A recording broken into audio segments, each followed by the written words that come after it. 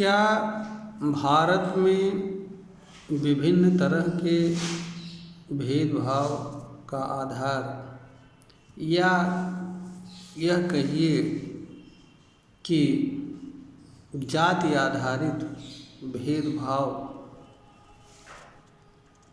का मूल कारण भारत में विद्यमान विभिन्न प्रकार की जातियां हैं?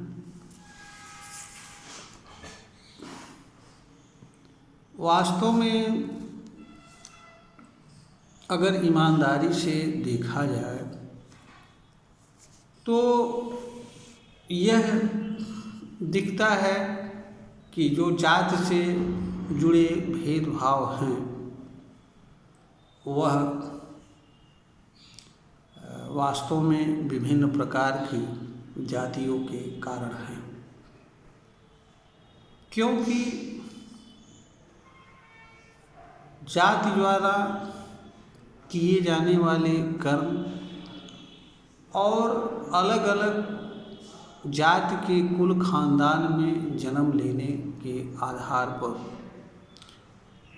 लोगों को किसी को बड़ा, किसी को छोटा, किसी को ऊंचा और किसी को नीचा, इस तरह की विचारधाराएं हमारे भारतीय जनमानस में विद्यमान है। देश में संवैधानिक व्यवस्था आने से देश के संविधान द्वारा इक्वलिटी बिफोर लॉ, विधि के समक्ष समता एवं विधियों के समान संरक्षण की बात को स्वीकार करके इस चीज़ को हमारा संविधान खत्म करने का प्रयास करता है और हमारा संविधान जाति, धर्म, निवास स्थान, जन्म स्थान के आधार पर भेदभाव को खत्म करता है, इस तरह की व्यवस्था। और हमारे संवैधानिक व्यवस्था के कारण बहुत कुछ हमारे समाज में बदलाव हुआ है। सामान्य तौर पर, बाहरी तौर पर व्यवहार में भेदभाव नहीं दिखता है। हर कोई एक दूसरे के सामने अच्छा बर्ताव करने का प्रयास करता है, परंतु भीतर से वैसी स्थिति नहीं रहती है जैसा होना चाहिए।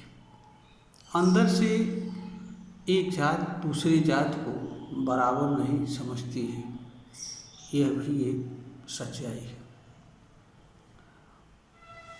अगर इसको ईमानदारी से समझ लिया जाए तो जाति आधारित भेदभाव की सच्चाई को भी समझा जा सकता है और इससे समाज को मुक्त किया जा सकता है।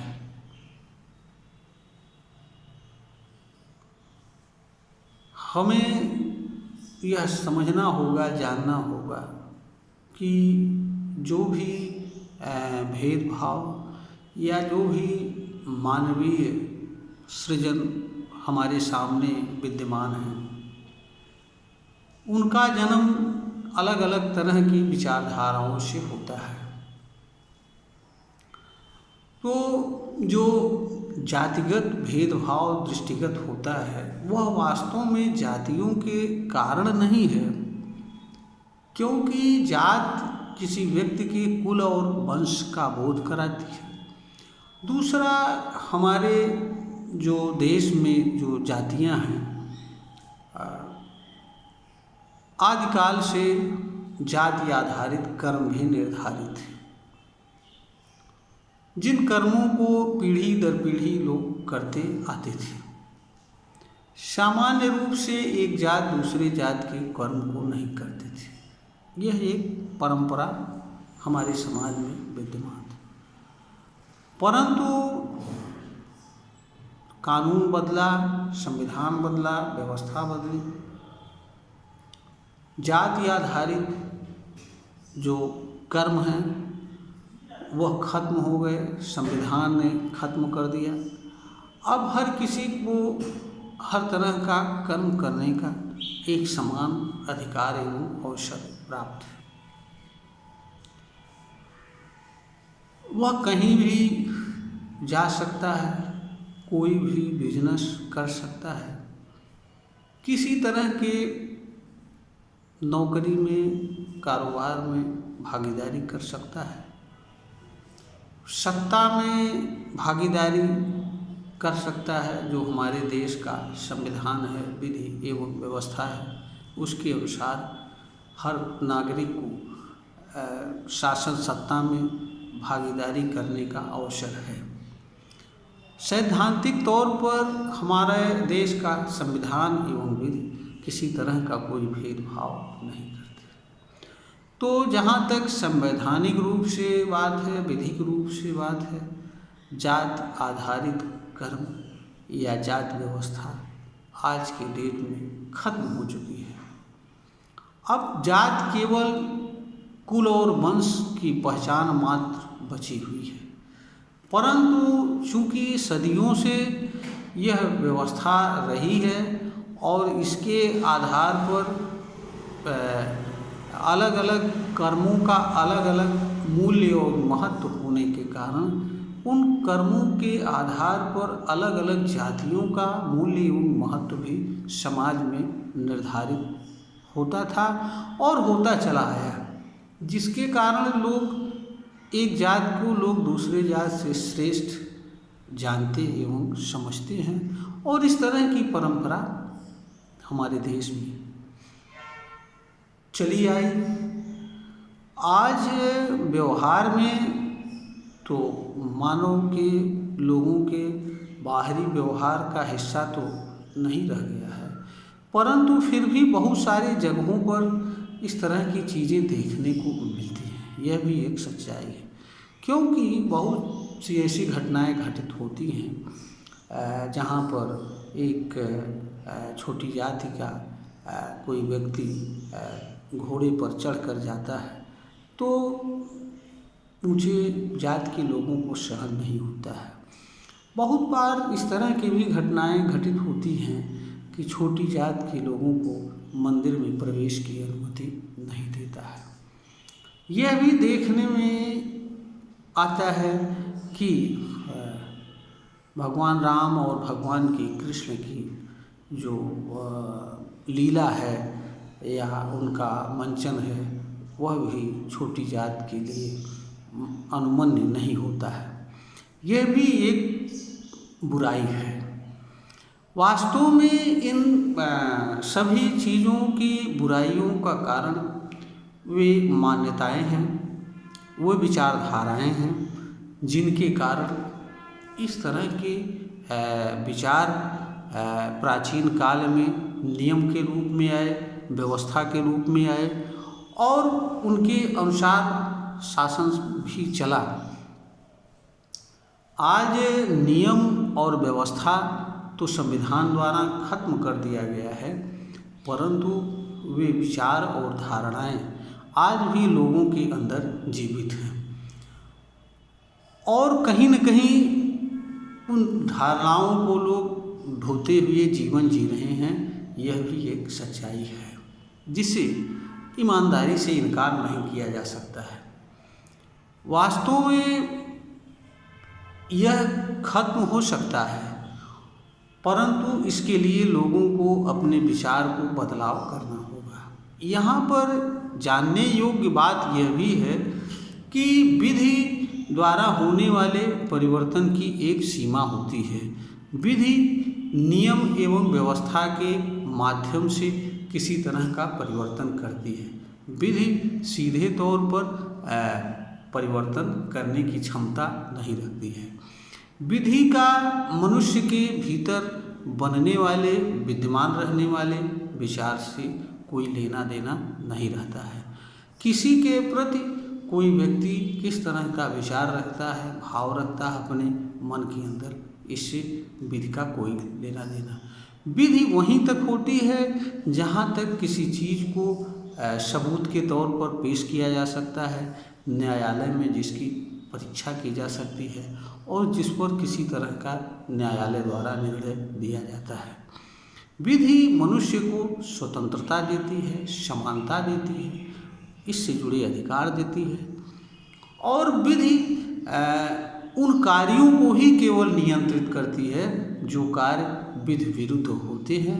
मनुष्य के वही कार्य विधि विरुद्ध होते हैं जो कार्य उसके बाह्य आचरण से संबंध रखते हैं।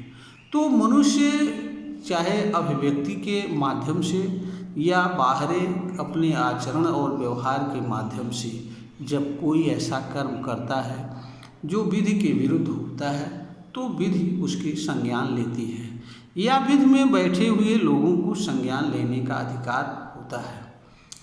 विधि मनुष्य के भीतर विचार में बदलाव करने की क्षमता नहीं रखती है।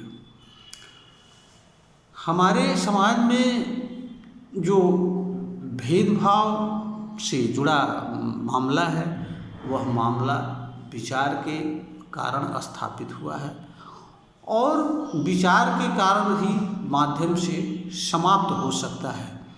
इसके लिए हर व्यक्ति को ईमानदारी से समझना आवश्यक है और हर व्यक्ति को अपने विचार में परिवर्तन लाना होगा और विचार में परिवर्तन तब होगा जब पुरानी जो धारणाएं हैं, मान्यताएं हैं, उनको त्याग करके उनकी जगह पर उन विचारों को स्वीकार करना होगा, अनुसरण करना होगा।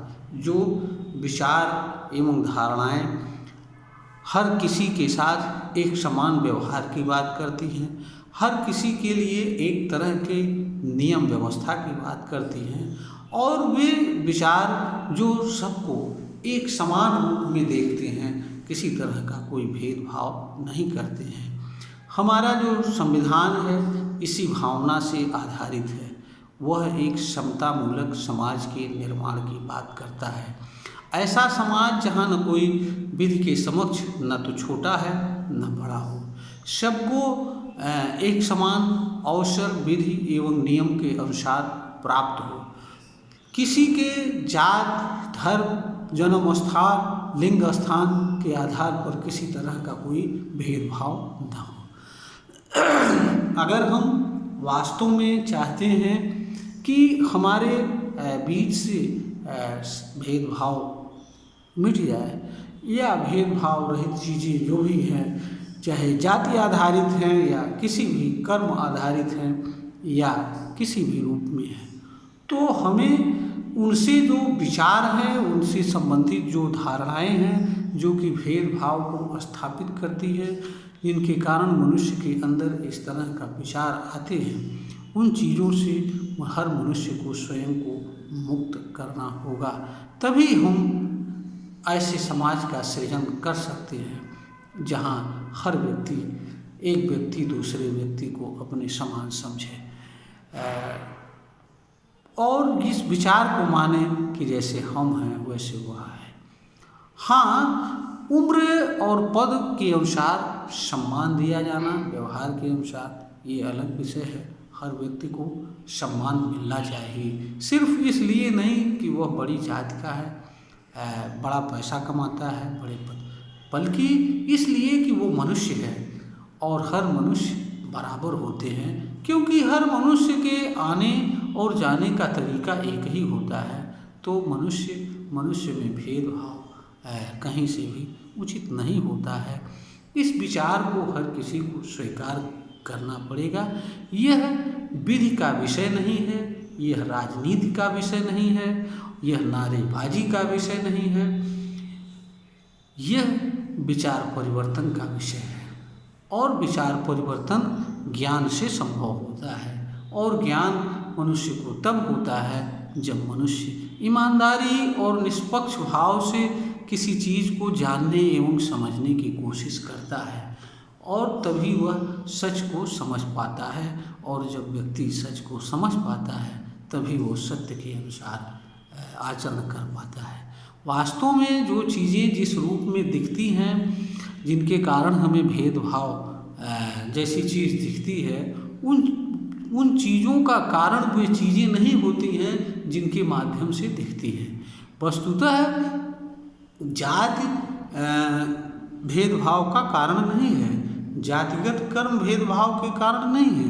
भेदभाव के कारण जात और जातिगत कर्म से जुड़ी हुई वे विचारधाराएं और मान्यताएं हैं जो एक जाति को दूसरे जाति से ऊंचा समझती हैं, जो एक जाति को दूसरे जाति से नीचा समझती हैं, जो एक कर्म का से दूसरे कर्म का तुलना करती हैं, कर्मों का मूल्यांकन करती हैं और कर्मों के मूल्य के आधार पर एक कर्म को अच्छा और दूसरे कर्म को बुरा करती हैं।